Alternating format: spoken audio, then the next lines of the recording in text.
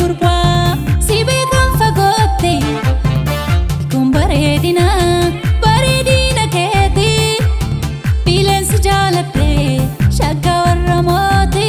shakke sijalate ashwarramoti ashami ashama apni ketule ashami ashama alala bojia ashami ashama osan side bodu ashami ashama adum behedi ha ashami ashama bona warramoti ashami ashama warregi begama ashami ashama sina bojia me ashami ashama ya baredana ma ashami ashama asham ya jalala jalatani namna maltuna mamala ashami ashama ashame nakuma garayo jalu okayu yaduma gaddisanu malunu lameni tolchi